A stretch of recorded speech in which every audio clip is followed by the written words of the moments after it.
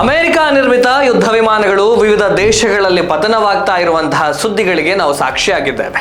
ಕೆಲವೇ ದಿನಗಳ ಹಿಂದೆ ಅಮೆರಿಕದ ನೆಲದಲ್ಲೇ 2 EA-18G ಯುದ್ಧ ವಿಮಾನ ಏರ್ ಶೋನಲ್ಲಿ ಪತನಗೊಂಡಿತ್ತು. ಇದು ಅಂತಿಂತ ವಿಮಾನ ಅಲ್ಲ, ಇದೊಂದು ಬಲಿಷ್ಠ ಮತ್ತು ಸುಧಾರಿತ ಎಲೆಕ್ಟ್ರಾನಿಕ್ ಯುದ್ಧ ವಿಮಾನವಾಗಿತ್ತು. ಶತ್ರು ರಾಷ್ಟ್ರಗಳ ರೇಡಾರ್ ಸಂವಹನ ವ್ಯವಸ್ಥೆಯನ್ನೇ ನಾಶಗೊಳಿಸಬಲ್ಲ ತಾಕತ್ತು ಹೊಂದಿರುವ ಅತ್ಯಾಧುನಿಕ ಯುದ್ಧ ವಿಮಾನವಾಗಿದೆ.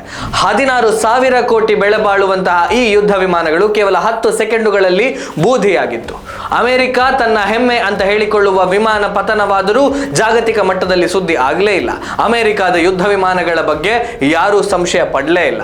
ಆದರೆ ದುಬೈ ಏರ್ ಶೋನಲ್ಲಿ ಸಣ್ಣ ಅವಘಡಕ್ಕೆ ತುತ್ತಾಗಿ ಭಾರತ ನಿರ್ಮಿತ ತೇಜಸ್ ಯುದ್ಧ ವಿಮಾನ ಪತನಗೊಂಡಾಗ ಜಾಗತಿಕ ಮಾಧ್ಯಮಗಳು ಭಾರತದ ವಿಮಾನಗಳ ಬಗ್ಗೆ ಅಪನಂಬಿಕೆಯನ್ನು ವ್ಯಕ್ತಪಡಿಸಿದ್ವು.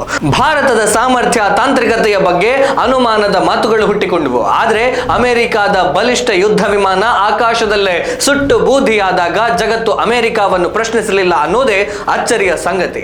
ಅಮೆರಿಕದ ಯುದ್ಧ ವಿಮಾನ ಪತನಗೊಂಡಿದ್ದು ಇದೇ ಮೊದಲ ಬಾರಿ ಏನಲ್ಲ.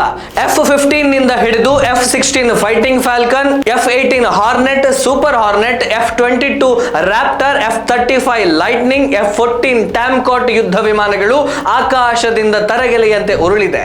ಈ ಕಾರಣಗಳಿಂದ ಅಮೆರಿಕದ ಯುದ್ಧ ವಿಮಾನಗಳನ್ನು ಅನುಮಾನದಿಂದ ನೋಡಬೇಕಾದ ಜಗತ್ತು ಅಮೆರಿಕದ ಬಗ್ಗೆ ಸೊಲ್ಲೆತ್ತದೇ ಇರೋದು ದುರಂತವೇ ಸರಿ.